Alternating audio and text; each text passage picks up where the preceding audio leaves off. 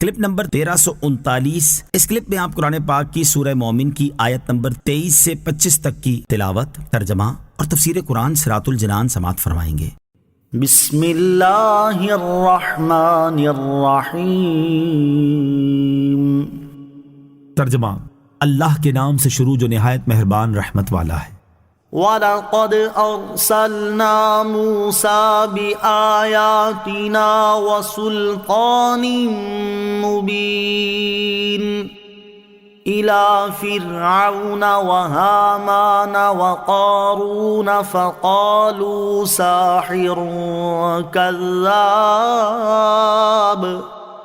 ترجمہ، اور بے شک ہم نے موسیٰ کو اپنی نشانیوں اور روشن دلیل کے ساتھ بھیجا فرعون اور حامان اور قارون کی طرف، تو وہ بولے جادوگر ہے، بڑا جھوٹا ہے۔ وَلَقَدْ أَرْسَلْنَا مُوسَىٰ، اور بے شک ہم نے موسیٰ کو بھیجا۔ اس سے پہلی آیات میں ان کافروں کا ذکر کر کے نبی کریم علیہ السلام کو تسلی دی گئی جنہوں نے کفار مکہ سے پہلے اپنے رسولوں کو جھٹلایا تھا، اور اس آیت سے حضرت موسیٰ علیہ السلام کا واقعہ بیان کر کے سید المرسلین صلی اللہ تعالیٰ علیہ وسلم کو تسلی دی جا رہی ہے کہ جب انہیں معجزات اور روشن دلیل کے ساتھ فرعون، حامان اور قارون کی طرف بھیجا گیا تو ان لوگوں نے آپ علیہ السلام کو جھٹلایا اور انہیں جادوگر اور بڑا جھوٹا کہا۔ یہاں آیت نمبر 24 سے متعلق دو باتیں سماعت کیجیے۔ نمبر 1، حضرت موسیٰ علیہ السلام فرعون، حامان اور قارون کے ساتھ ساتھ ان کی قوم کی طرف بھی بھیجے گئے تھے، جبکہ یہاں صرف ان تینوں کا ذکر ہوا، ان کی قوم کا ذکر نہیں ہوا۔ اس کی وجہ بیان کرتے ہوئے علامہ اسماعیل حقی رحمۃ اللہ تعالی فرماتے ہیں، فرعون بادشاہ تھا اور حامان اس کا وزیر،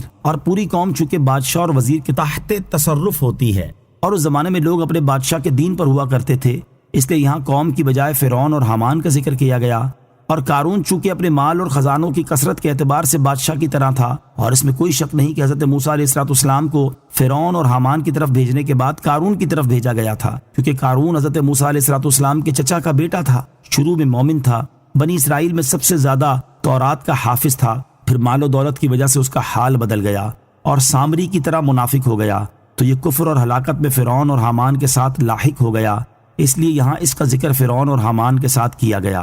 نمبر 2، قارون کے ظاہری حال سے یہ نہیں لگتا کہ اس نے حضرت موسیٰ علیہ السلام کو جھوٹا کہا ہو، کیونکہ اس کا اپنا تعلق بنی اسرائیل سے تھا اور وہ حضرت موسیٰ علیہ السلام پر ایمان بھی رکھتا تھا۔ پھر حضرت موسیٰ علیہ السلام کو جھوٹا اور جادوگر کہنے کی نسبت اس کی طرف کیسے کی گئی؟ اس کے جواب میں علامہ احمد ساوی رحمۃ اللہ تعالی فرماتے ہیں، یہاں حضرت موسیٰ علیہ السلام کو جھوٹا اور جادوگر کہنے کی نسبت قارون کی طرف آخری امر کے اعتبار سے ہے، یعنی قارون شروع میں تو ایمان لایا جبکہ آخر میں منافق ہو گیا، تو یہ بھی گویا کہ آپ علیہ السلام کو جھوٹا کہنے میں فرعون اور حامان کے ساتھ شریک ہو گیا، اس لیے یہاں اس قول کی نسبت ان دونوں کے ساتھ ساتھ قارون کی طرف بھی کی گئی۔ یہ بھی ممکن ہے کہ اعلانیہ طور پر صرف فرعون اور حامان نے حضرت موسیٰ علیہ السلام کو جھوٹا اور جادوگر کہا ہو، اور ان کی اس بات کے وقت بھی قارون صرف ظاہری طور پر ایمان کا دعویٰ کرتا ہو اور خفیہ طور پر حضرت موسیٰ علیہ السلام کو جھٹلاتا ہو، اس لیے یہاں آپ علیہ السلام کو جھوٹا اور جادوگر کہنے کی نسبت ان تینوں کی طرف کی گئی ہو۔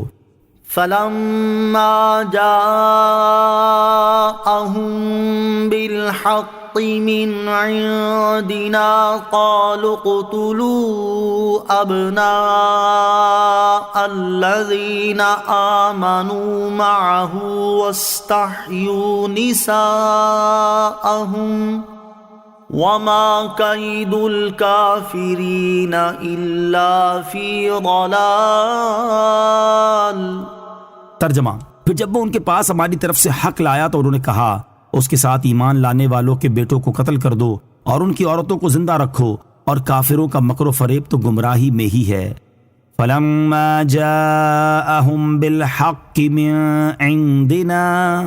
پھر جب وہ ان کے پاس ہماری طرف سے حق لایا، یعنی جب حضرت موسیٰ علیہ السلام نبوت کے منصب پر فائز ہو کر اللہ تعالیٰ کا پیغام لائے اور کچھ لوگ ان پر ایمان لے آئے، تو فرعون اور اس کی قوم کے لوگ کہنے لگے جو لوگ اس پر ایمان لائے ہیں ان کے بیٹوں کو قتل کر دو تاکہ ان کی تعداد اور قوت نہ بڑھ جائے، جو کہ بعد میں سلطنت کے زوال کا سبب بن سکتی ہے۔ چونکہ ان کی عورتوں سے ایسا کوئی اندیشہ نہیں اور گھروں میں کام کاج کے لیے ان کی ضرورت بھی ہے، اس لیے انہیں زندہ رکھو، اور یوں دوسرے لوگ حضرت موسیٰ علیہ السلام کی پیروی کرنے سے بھی باز آ جائیں گے۔ فرعون اور اس کی قوم نے حضرت موسیٰ علیہ السلام کے غلبے کا خطرہ محسوس کر کے اس سے بچنے کی یہ تدبیر کی، لیکن یہ کچھ بھی کارآمد ثابت نہ ہوئی اور ان کا داؤ بالکل نکما اور بیکار رہا۔ پہلے بھی فرعونیوں نے فرعون کے حکم سے ہزارہا قتل کیے، مگر اللہ تعالیٰ کی قضا ہو کر رہی اور حضرت موسیٰ علیہ السلام کو پروردگار عالم نے فرعون کے گھر بار میں پالا، اسی سے خدمتیں کرائیں۔ جیسے فرعونیوں کا وہ داؤ بیکار گیا، ایسے ہی اب ایمان والوں کو روکنے کے لیے پھر دوبارہ قتل شروع کرنا بیکار جائے گا۔ حضرت موسیٰ علیہ السلام کے دین کا رواج اللہ تعالیٰ کو منظور ہے تو اسے کون روک سکتا